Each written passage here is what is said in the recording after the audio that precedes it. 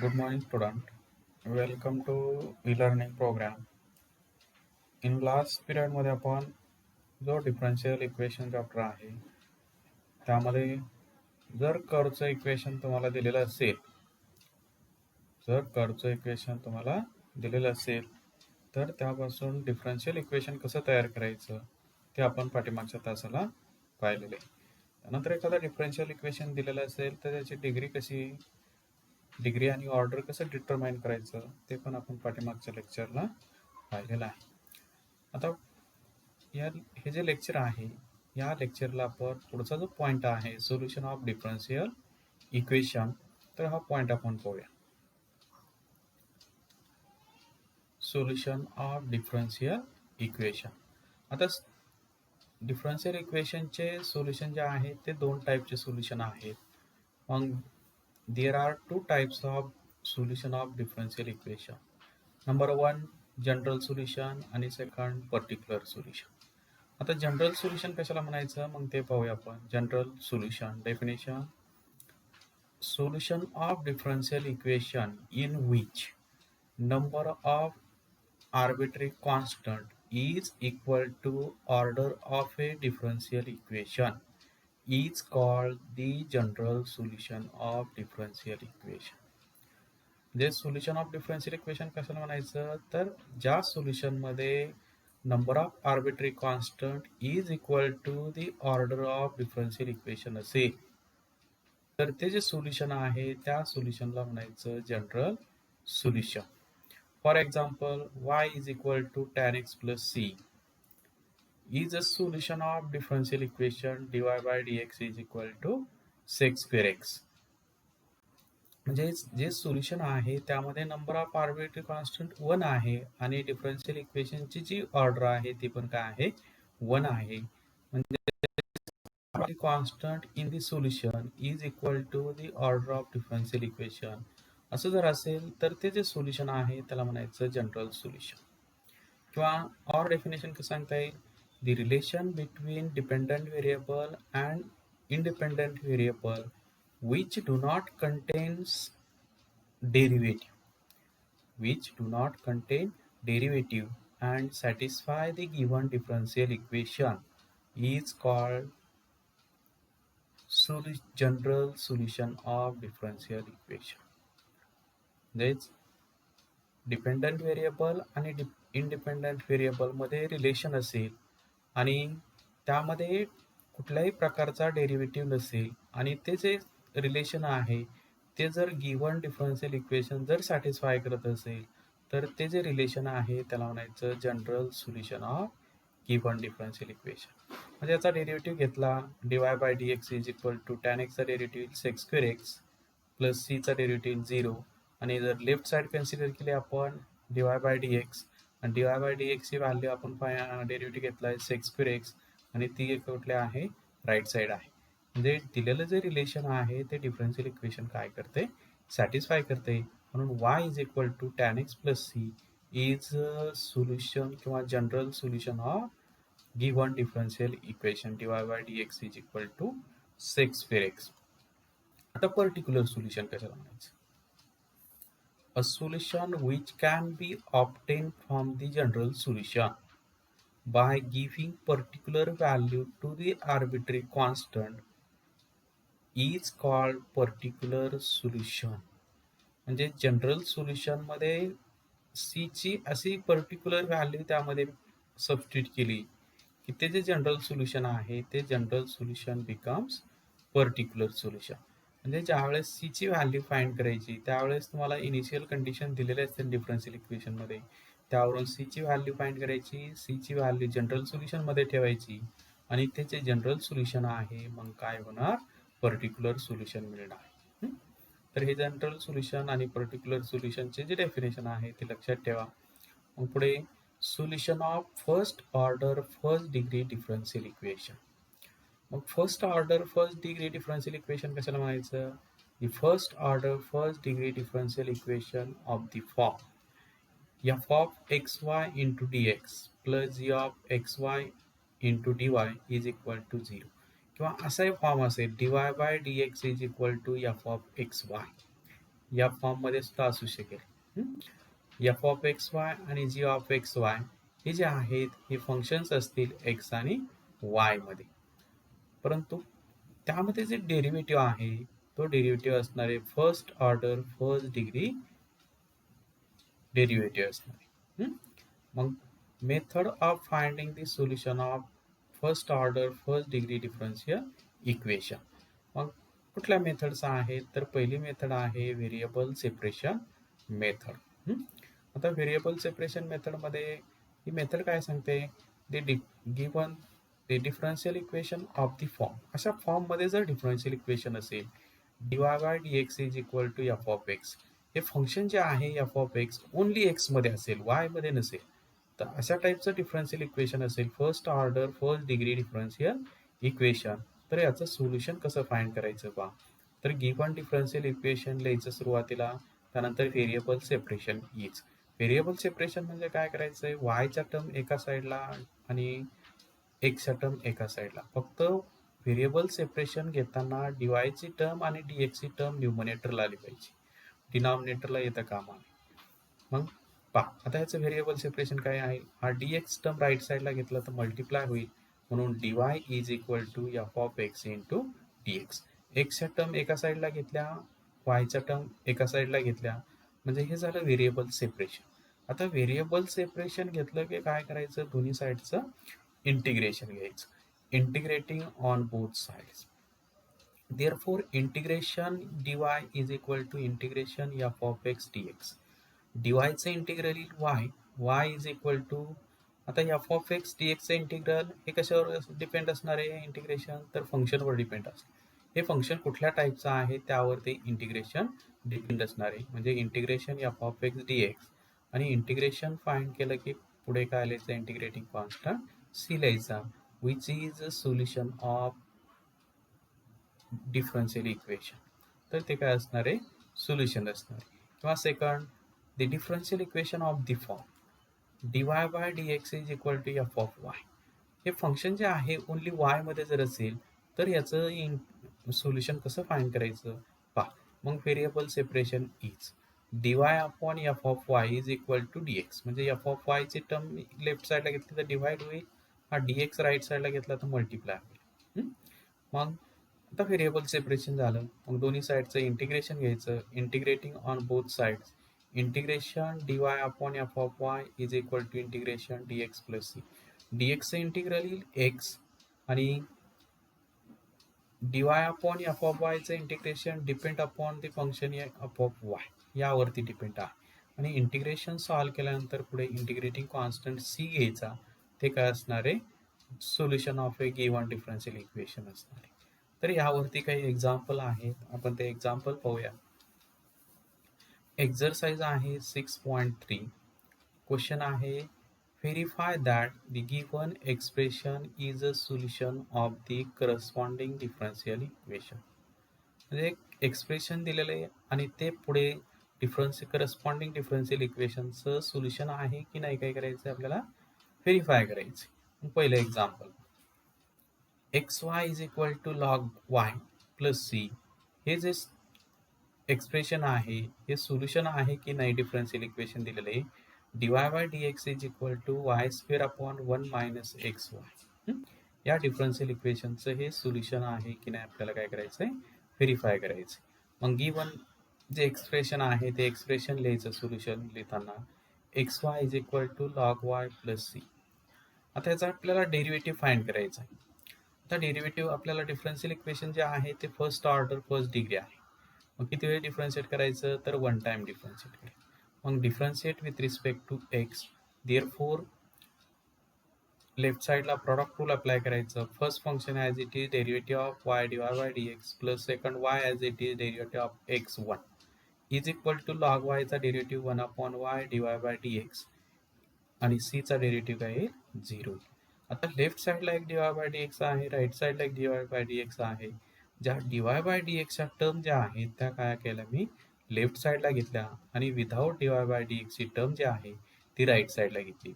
मग x into dy by dx minus 1 upon y into dy by dx is equal to minus y.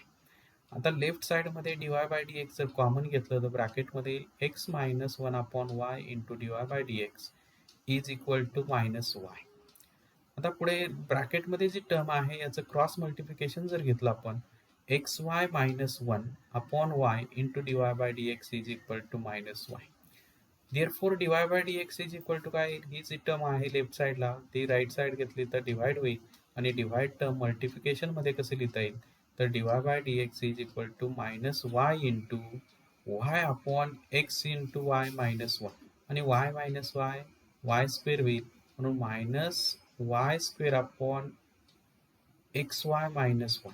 आता मी डिनॉमिनेटरला आपल्याला differential equation पाहिलं तर डिनॉमिनेटरमध्ये 1 minus x y आहे. मग मी डिनॉमिनेटरमधून मायनस साईन कॉमन घेतोय, मायनसमुळे प्लस होईल म्हणून dy by dx is equal to y square upon 1 minus x y. म्हणजे या रिलेशन एक्सप्रेशनवरून मी काय दाखवलं तर डिफरन्शियल इक्वेशन दाखवलं. म्हणजेच हे जे एक्सप्रेशन आहे हेच काय आहे तर सोल्युशन आहे. कशाचं तर दिलेल्या डिफरन्शियल इक्वेशनचं काय आहे सोल्युशन आहे. आणि शेवटी लिहायचं अँड हेच xy is equal to log y plus c is a solution of differential equation dy by dx is equal to y square upon 1 minus x into y. अशा टाईपचं एक सेकंड एक्झाम्पल पाहू आपण. y is equal to sin inverse x bracket square plus c. हे जे आहे हे solution आहे का पाहिजे one differential equation 1 minus x square into d 2y by dx square minus x into dy by dx is equal to 2.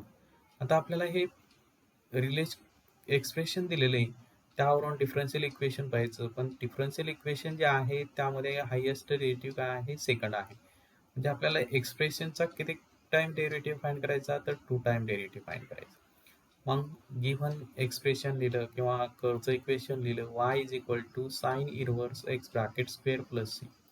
मग differentiate with respect to x केलं, वायचा डेरिव्हेटिव्ह dy बाय dx. आता ब्रॅकेटचा square आहे मग to तो काय होईल multiply होईल ब्रॅकेटला म्हणून 2 इंटू साइन इनवर्स एक्स. परत ब्रॅकेटमध्ये जी टर्म आहे त्याचा डेरिव्हेटिव्ह घ्यायचा, साइन इनवर्स एक्सचा derivative 1 upon square root of 1 minus x square हा आला डेरिव्हेटिव्ह.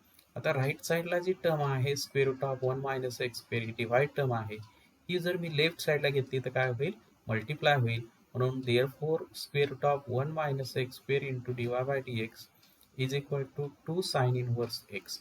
आता मी फर्स्ट टाइम डेरिव्हेटिव्ह केला, सिम्प्लिफाय केलं, आता अगेन डेरिव्हेटिव्ह घेतो, again differentiate with respect to x. मग लेफ्ट साईडला प्रॉडक्ट रूल अप्लाय करायचा, राईट साईडला डेरिव्हेटिव्ह फाइंड करायचा. आता लेफ्ट साईडला प्रॉडक्ट रूल अप्लाय करूया. Root of 1 minus x square as it is dy by dx चा derivative d2y by dx square plus dy by dx as it is रूटचा derivative 1 upon 2 root 1 minus x square आणि square रूटमध्ये जे function आहे 1 minus x स्क्वेअरचा derivative minus 2x म्हणून इथे minus 2x आला डेरिव्हेटिव्ह लेफ्ट साईडचा. आता पुढे राईट साईडचा डेरिव्हेटिव्ह 2 इंटू साइन इनवर्सचा derivative 1 upon square root of 1 minus x square म्हणून 2 upon square root of 1 minus x square. Left साईडमध्ये इथे 2 कॅन्सल होईल. आता हे therefore square root of 1 minus x square right साईडची जी स्क्वेअर रूटची टर्म आहे ही square root of 1 minus x square ही लेफ्ट साईडला घेतली तर multiply. Square root of 1 minus x square into bracket square root of 1 minus x square d2y by dx square. हे सिम्प्लिफिकेशन केलं x minus x upon square root of 1 minus x square dy by dx is equal to 2. आणि या टर्मने जर multiply केलं तर पहा 1 minus x square square root of 1 minus x square into square root of 1 minus x square काय येईल तर 1 minus x square येईल into d2y by dx square. Second टर्मला मल्टिप्लाय केलं तर स्क्वेअर रूटची टर्म कॅन्सल होईल म्हणून minus x into dy by dx is equal to 2. तर हे काय आलं तर डिफरन्शियल इक्वेशन आलं पहा. म्हणजेच दिलेलं जे एक्सप्रेशन आहे ते काय आहे दिलेल्या डिफरन्शियल इक्वेशनचं काय आहे ते सोल्युशन आहे. अँड हेच y is equal to sin inverse x bracket square plus c is a solution of differential equation. ते डिफरन्शियल इक्वेशन काय आहे तर 1 minus x square into d2y by dx square minus x into dy by dx is equal to 2.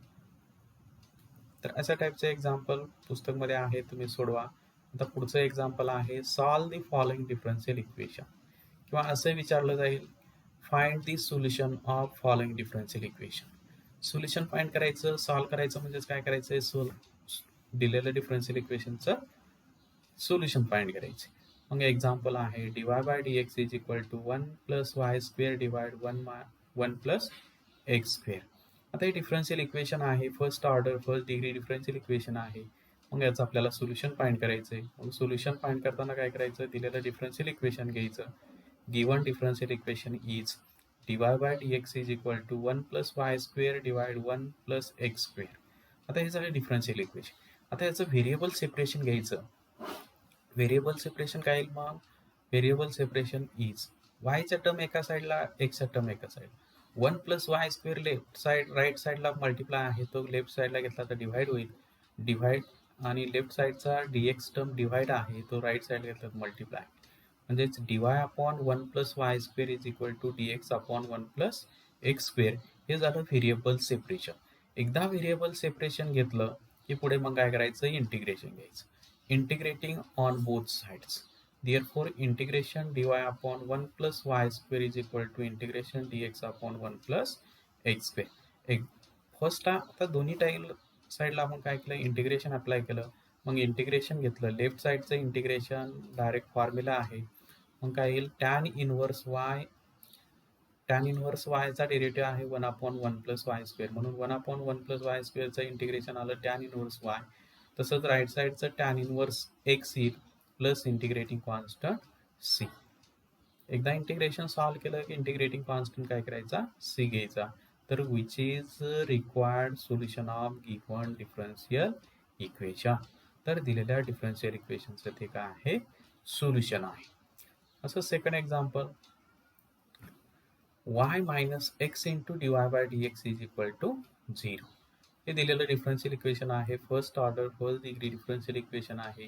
मग याचं solution find करायचं. therefore given differential equation is y minus x into dy by dx is equal to 0. आता left साईडची फक्त only dy by dx ठेवायचं, right side without dy by dx term घ्यायच्या. मग therefore x into dy by dx is equal to y, किंवा हा y right साईडला घ्या, मायनस होईल, दोन्ही साईडचं मायनस मायनस कॅन्सल करा, म्हणजे x into dy by dx is equal to y. आता yचा टर्म एका साईडला, x चा टर्म राईट साईडला. मग राईट साईडचा y जो आहे लेफ्ट साईडला घेतला तर डिव्हाइड होईल. लेफ्ट साईडचा dx टर्म डिव्हाइड आहे, तो मल्टिप्लाय होईल. लेफ्ट साईडचा x जे आहे ते मल्टिप्लाय आहे, राईट साईडला घेतलं डिव्हाइड होईल. झालं व्हेरिएबल सेपरेशन. मग therefore variable separation is dy upon y is equal to dx upon x. हे झालं व्हेरिएबल सेपरेशन. आता व्हेरिएबल सेपरेशन घेतलं की काय करायचं, दोन्ही साईडचं इंटिग्रेशन घ्यायचं. Integrating on both sides, therefore integration dy upon y is equal to integration dx upon x. आता 1 अपॉन y, yचं पॉवर जर 1 असेल, 1 अपॉन x, x चा पॉवर 1 असेल, तर याचं इंटिग्रेशन लॉग मध्ये लिहायचं. Log y is equal to log x. दोन्ही आन्सर जर लॉग मध्ये असतील, तर इंटिग्रेटिंग कॉन्स्टंट काय करायचा, लॉग मध्ये घ्यायचा, लॉग c. मग log y is equal to log x plus log c. आता राईट साईडला लॉगॅरिथम प्रॉपर्टी अप्लाय केली, log a plus log b is equal to log of a into b. Therefore log y is equal to log of x into c. दोन्ही साईडचा log cancel केला तर y is equal to c into x. हे आलं required solution of given differential equation. तर दिलेल्या differential इक्वेशनचं हे काय आलं, सोल्युशन आलं.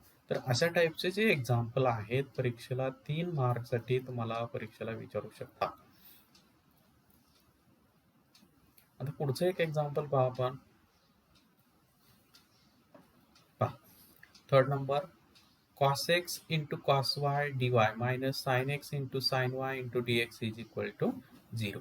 आता हे जे डिफरन्शियल इक्वेशन आहे याचं आपल्याला सोल्युशन फाइंड करायचं आहे. मग दिलेलं गिव्हन डिफरन्शियल इक्वेशन घ्यायचं सुरुवातीला. मग cos x into cos y dy minus sin x into sin y dy is equal to 0. dy ची टर्म लेफ्ट साईडला ठेवायची, अदर टर्म राईट साईडला घ्यायची. मग ही मायनस टर्म जी आहे ही राईट साईडला घेतली तर प्लस होईल. म्हणून therefore cos x into cos y dy is equal to sin x into sin y dy dx. sin x into sin y dx. आता हा व्हेरिएबल सेपरेशन घेतोय, y चा टर्म एका साईडला, x चा टर्म राईट साईडला. मग therefore variable separation is cos y हा sin y लेफ्ट साईडला घेतला तर डिवाइड होईल, हा cos x राईट साईडला घेतला तर डिवाइड होईल. म्हणजेच cos y upon sin y into dy is equal to sin x upon cos y into cos x into dx. आता हे झालं व्हेरिएबल सेपरेशन. व्हेरिएबल सेपरेशन घेतलं की काय करायचं, याचं इंटिग्रेशन घ्यायचं, integrating on both sides. therefore integration cos y upon sin y into dy is equal to integration sin x upon cos x into dx. आता हे इंटिग्रेशन सोडवायचं आहे आपल्याला. आपण असे इंटिग्रेशन मध्ये प्रॉपर्टी पाहिलेली, integration of f dash x divide f of x, डिनॉमिनेटरचा डेरिव्हेटिव्ह जर न्यूमरेटर मध्ये असेल तर आपण लिहितो log of mod of denominator, म्हणजे log of mod of f of x. ही जी करवलरी आहे अप्लाय करूया. साइन वायचा डेरिव्हेटिव्ह कॉस वाय तो न्यूमरेटरला आहे, म्हणून याचं इंटिग्रेशन येईल लॉग ऑफ साइन वाय. आणि सेकंडचा डेरिव्हेटिव्ह आहे कॉस एक्सचा डेरिव्हेटिव्ह मायनस साइन एक्स, म्हणून इथे मायनसने मल्टिप्लाय केलं, मायनसने काय केलं किंवा cot y d y is equal to tan x d x. मग कॉट वायचं इंटिग्रल, कॉट वाय डी वायचं integral log of sine y is equal to tan एक्सचं integral log of sec x plus log of sec x. आणि दोन्ही answer log मध्ये असल्यामुळे integrating constant काय केला, लॉग मध्ये घेतला, लॉग सी. आता राईट साईडला लॉगरिथम प्रॉपर्टी अप्लाय केली, log a plus log b is equal to log of a into बी.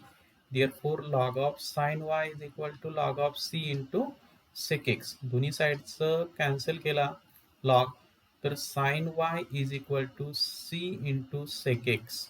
सेक एक्सला लिहिता येईल का, 1 अपॉन कॉस एक्स, मग sine y is equal to c upon cos x. मग कॉस एक्स हा लेफ्ट साईडला घेतला तर मल्टिप्लाय होईल, म्हणून cos x into sine y is equal to C.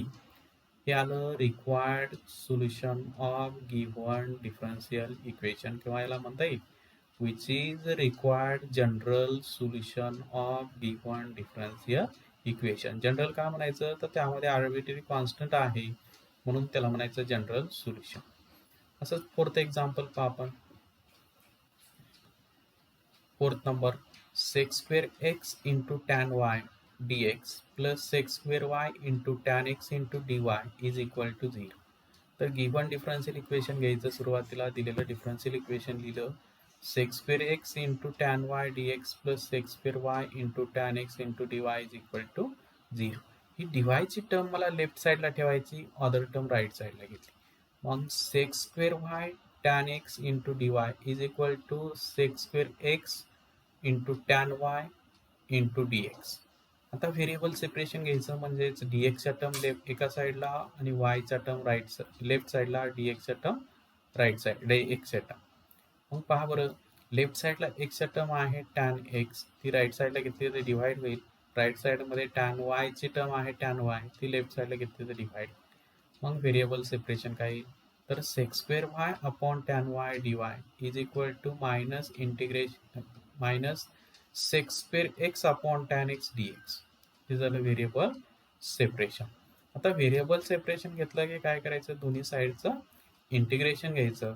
मग integrating on both sides, therefore integration sec square y upon tan y d y is equal to minus integration tan sec square x upon tan x into d x. आता हे integration सोडवायचं आहे, म्हणजे corollary आहे, डिनॉमिनेटरचा derivative tan वायचा derivative sec square y तो numerator मध्ये आहे, म्हणून लिहिता येईल log of mod of tan y. तसंच टॅन एक्सचा डेरिव्हेटिव्ह सेक स्क्वेअर एक्स तो न्यूमरेटर मध्ये आहे, लिहिता येईल log of mod of tan x. मग घ्या इंटिग्रेशन, therefore इंटिग्रेशन येईल log of tan y is equal to minus log of tan x. आणि दोन्ही आन्सर लॉग मध्ये असल्यामुळे इंटिग्रेटिंग कॉन्स्टंट काय करायचा, लॉग सी मध्ये घ्यायचा प्लस लॉग सी. आता राईट साईडला प्रॉपर्टी अप्लाय केलं, log a minus log b is equal to log of a upon b. मग log of tan y is equal to log of c upon tan x. दोन्ही साईडचं log term cancel केली तर tan y is equal to c upon tan x. हा tan x जो आहे right साईडला divide आहे, तो लेफ्ट साईडला घेतला तर मल्टिप्लाय होईल. म्हणून tan x into tan y is equal to c, which is the required solution, general solution of given differential equation. दिलेल्या डिफरन्शियल इक्वेशनचं हे काय आहे, जनरल सोल्युशन आहे. पहा अशा टाईपचे एक्झाम्पल जे आहेत पुस्तकमध्ये आहे. जनरल सोल्युशन कसं फाइंड करायचं, तर तुम्ही प्रत्येक एक्झाम्पल सॉल्व करत चला, सराव करत चला. आता आपण जनरल सोल्युशन पाहिलं, आता पुढच्या लेक्चरला आपण पर्टिक्युलर सोल्युशन कसं फाइंड करायचं, म्हणजेच डिफरन्शियल इक्वेशन दिलेलं जाईल त्यापासून पर्टिक्युलर सोल्युशन कसं फाइंड करायचं, म्हणजेच जनरल सोल्युशनमध्ये जो आर्बिट्ररी कॉन्स्टंट सी आहे त्या सीची काय करायची आपल्याला व्हॅल्यू फाइंड करायची. तर अशा टाईपचे एक्झाम्पल जे आहेत आपण पुढच्या तासाला पाहू. परंतु पुस्तकमध्ये जे एक्झाम्पल दिलेले जनरल सोल्युशन फाइंड करा, ते एक्झाम्पल तुम्ही सराव करत चला. आता तशा टाईपचे मी 4-5 एक्झाम्पल झाले, तुम्ही एक्झाम्पल सोडवत चला. थांबू आपण इथे. थँक्यू.